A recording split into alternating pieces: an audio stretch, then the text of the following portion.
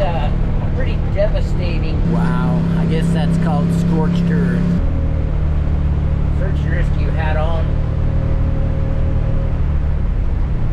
There are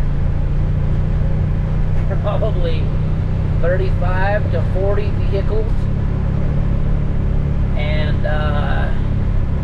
so we're taking a group into Big Lake and gonna allow them to go to their properties and survey any damages or anything like that. But I know you see in my mirror right there, I'll zoom that in. Oh, anyway,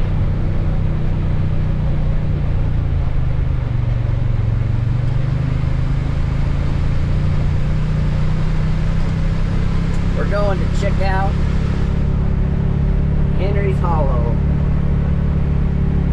and we're being guided by a Forest Service guy, and then there's 5 search and rescue personnel as well, kind of scattered in and out and around the whole crew. So let's go see what this fire did.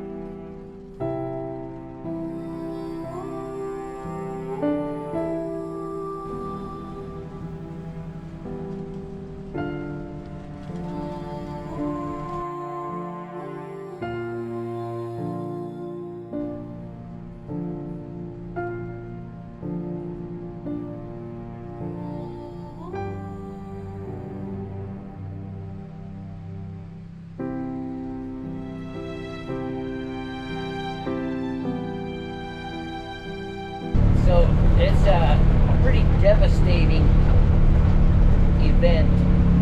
There was a cabin back in there the people had for over 20 years, and one night when the fire got really bad and they had to pull the firefighters out, they think a spark hit the deck when after they pulled the firefighters out, and it burned clear to the ground. Just devastating. I think there were about 200 structures and they only lost 14. Some of those would have been sheds or outbuildings, but for the most part the Forest Service did a pretty good job of saving cabins. But we won't talk about my opinion on the rest of the forest. This is the view going back into our lot 1. It is my opinion that what the Forest Service did and allowed to be done up here with their firing operations was borderline criminal.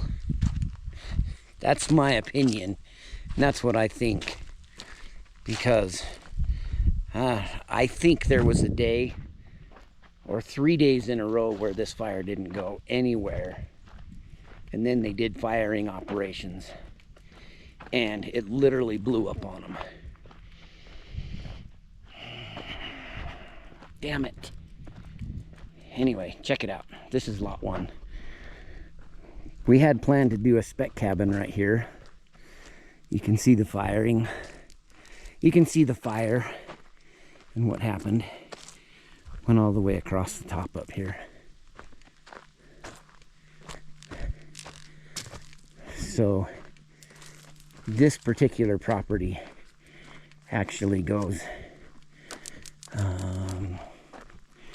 to to the edge of the road that direction, and it follows that logworm fence around and goes back in that way.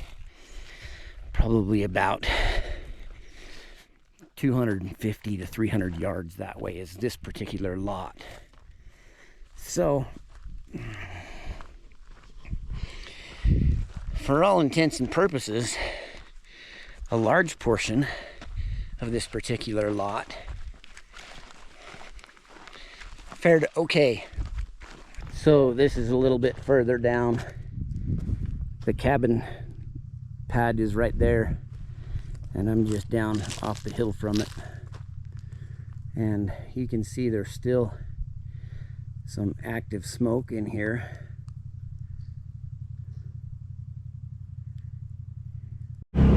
This is coming across the top of the ridge on the Pioneered Road. This is 13 and 16.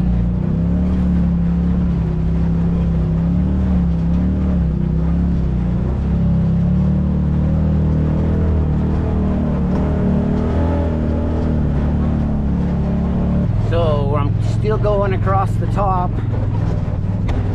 This spot right here is on lot 12.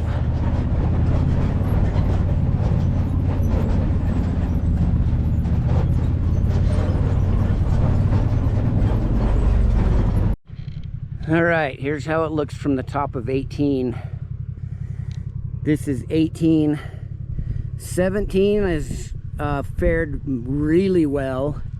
This burn area is on 17 behind the side-by-side, but most of that is aspen groves, and everywhere there was aspen, it seems to have done really well. The conifers, looking all around the mountain, the conifers are what burned.